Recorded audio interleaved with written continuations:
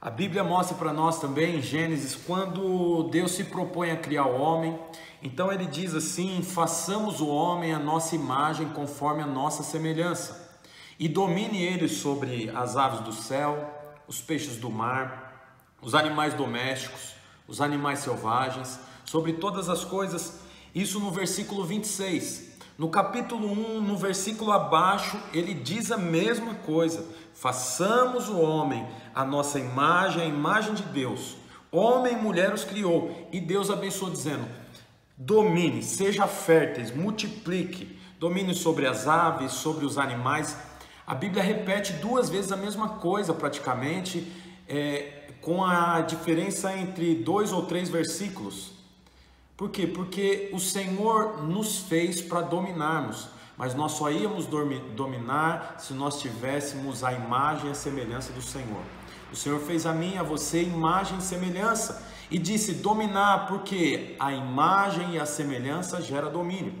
Mas, como nós já sabemos, o homem caiu, o homem pecou, ele comeu do fruto que não deveria, ele desobedeceu a uma ordem expressa do Senhor, ele caiu por conta do questionamento da serpente, tornou-se um homem incrédulo, e a partir desse momento ele perde o domínio que ele havia recebido.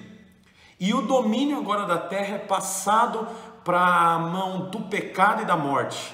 Satanás domina agora por intermédio do pecado e da morte. A Bíblia também nos diz que agora Jesus veio como homem no Novo Testamento, na Nova Aliança, e ele é o segundo Adão. E então nós podemos ver que agora ele começa a trazer de volta o domínio que um dia havia sido perdido pelo primeiro Adão. Isso é tão real que nós podemos ver que o Senhor começa a exercer domínio exatamente sobre aquilo que ele havia dado domínio para Adão. Ele diz que deu domínio sobre as aves do céu. A Bíblia mostra para nós que o Senhor trouxe de volta o domínio, inclusive das aves. Em uma ocasião, Jesus falou para Pedro: antes que o galo cantasse 3 vezes, tu me negarás. É interessante que ele nega uma vez, 2 vezes, e o galo só canta no final da negativa da 3ª vez.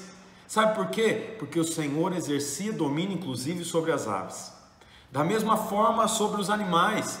Foi por mais de uma vez que Jesus deu uma ordem aos discípulos para eles jogarem a rede de um lado diferente da que eles estavam jogando.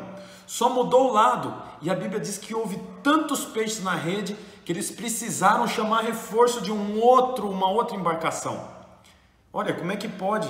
A diferença está no lado do barco? Não, a diferença está numa voz de autoridade que Jesus tinha. Jesus está recuperando a autoridade que lá no Éden o primeiro Adão perdeu. Mais uma vez, Pedro, em uma ocasião, se equivoca e dá uma resposta que não deveria sobre o pagamento do imposto. Jesus conversa com ele e diz para ele: agora que você prometeu que vai pagar, você vai pagar. Vai lá, pesca um peixe, abre o peixe, dentro do peixe vai ter exatamente o valor que você tem que pagar. Olha, quem que colocou a moeda dentro do peixe? A questão é que o Senhor, que é o segundo Adão, agora recobra a autoridade que o primeiro Adão passou para o pecado e para a morte. Agora ele tem condições de colocar uma moeda dentro do peixe e o peixe continuar vivo. Sabe por quê? Porque ele requereu, ele trouxe de volta o domínio. A boa notícia é que Romanos diz que nós estamos revestidos de Cristo. A boa notícia é que ainda em Gênesis, a Bíblia diz que Adão e Eva foi revestido do Cordeiro morto. Você foi revestido de Cristo. Você agora tem de volta a autoridade e a submissão, porque apesar de você ser um homem com a natureza caída, ser um homem que vive no pecado ou que luta constantemente contra o pecado, a Bíblia nos garante, nós estamos cobertos por Cristo. Você tem autoridade, não porque você é bom, não porque você faz força, não porque você merece, simplesmente porque você está revestido. Quando os animais, quando o ambiente olha para você, ele não vê você, ele vê Cristo. O último detalhe que eu quero te falar é que Deus deu autoridade para o homem sobre o ambiente. Ele nunca deu autoridade para o homem dominar outro homem. Dominar outro homem é típico da natureza caída. Nós somos aqueles que dominamos o ambiente. Quero dizer para você, meu irmão, que você tem poder para mudar o ambiente. Você tem poder para mudar o ambiente da sua célula. Você tem o poder para mudar o ambiente do seu culto.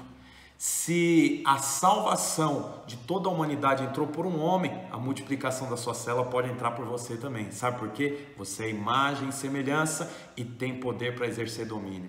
Deus abençoe, tome essa pílula, seja abençoado e em nome de Jesus, muda a mente.